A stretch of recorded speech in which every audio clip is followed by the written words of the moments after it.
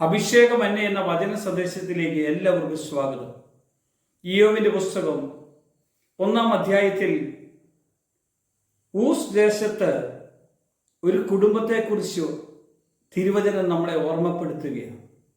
കുടുംബം എങ്ങനെയായിരിക്കണം? ഇവിടെ ഏറ്റവും പ്രധാനപ്പെട്ടത് ഇയ്യോബിന്റെ കുടുംബമാണ്. ഇയ്യോബ് കുടുംബത്തെ അത്രയും കാര്യമായിട്ടായിരുന്നു നോക്കിയത്. ഇയ്യോബ് ഒരു സമ്പന്നനായ മനുഷ്യനായിരുന്നു. ഒത്തിരി സമ്പത്തുണ്ടായിരുന്നു. 7 ആൺമക്കളും 3 പെൺമക്കളുമുള്ള ഒരു കുടുംബം.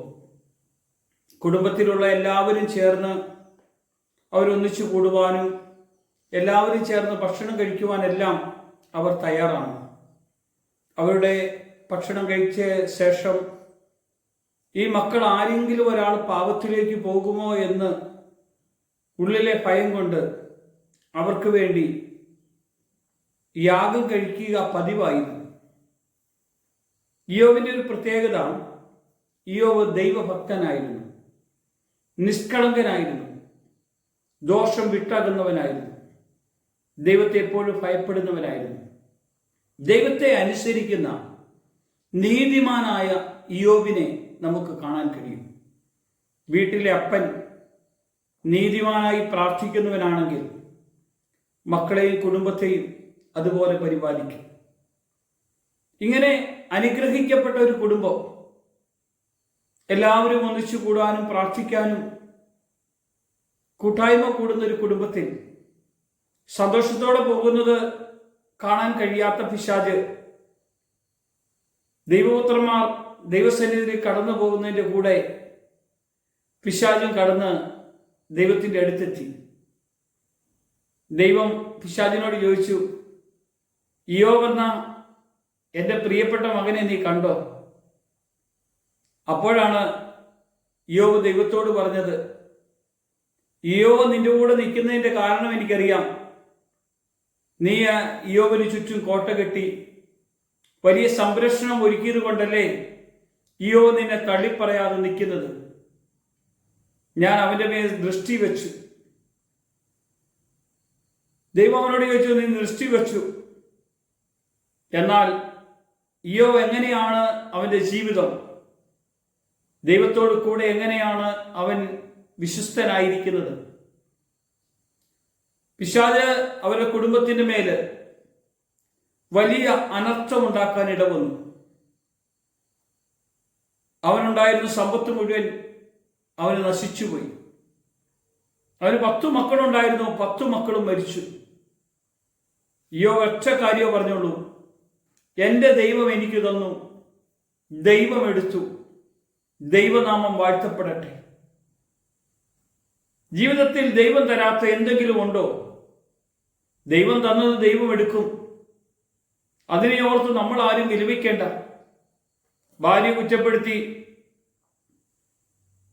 ദാസന്മാരും ദാസിമാരും കുറ്റപ്പെടുത്തി, എല്ലാവരും പരിഹസിച്ചു. ഇയ്യോബ് മാത്രം ദൈവത്തെ സ്തുതിച്ചു.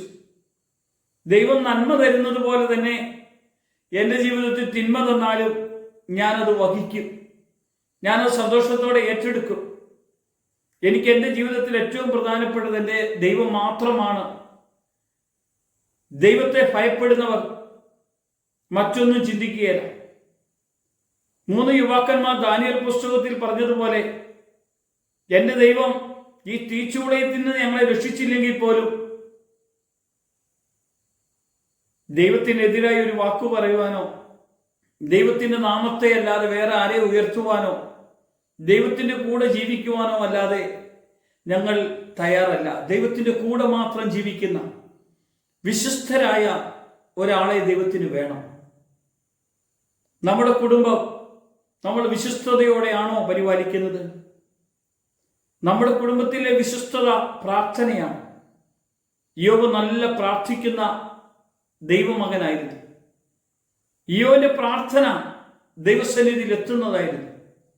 എത്ര തകർച്ച വന്നാലും, ശരീരം മുഴുവൻ വ്രണം വന്നാലും, എത്ര വലിയ രോഗം വന്നാലും ഇയ്യോബ് ദൈവത്തെ ആരാധിക്കുകയായിരുന്നു. ഇതുപോലെ ദൈവത്തിൻ്റെ കുടുംബത്തെ നമുക്ക് ശ്രദ്ധിക്കാം. ദൈവ കുടുംബത്തിന് പ്രത്യേകതയുണ്ട്. ദൈവത്തെ ആരാധിക്കും. പ്രതികൂലങ്ങളും പ്രശ്നങ്ങളെയും കണ്ട് ഭയന്നു പോടിയല്ല. ദൈവത്തെ ആരാധിക്കുന്ന മക്കൾ ദൈവത്തോട് കൂടെയായിരിക്കും. നമ്മൾ പ്രതികൂലങ്ങളെ നോക്കി ഭയപ്പെടാതെ ദൈവത്തെ നോക്കി ഒന്ന് ആരാധിക്കാമോ? പ്രതികൂലങ്ങൾ നമുക്ക് പിന്നിലേക്ക് തള്ളപ്പെട്ടു പോകും. നമ്മുടെ കൂടെ ദൈവമുണ്ട്, നമ്മുടെ നടുവിൽ കർത്താവുണ്ട്, അത്ഭുതം ചെയ്യുന്ന സർവശക്തൻ നമ്മുടെ കൂടെയുണ്ട്.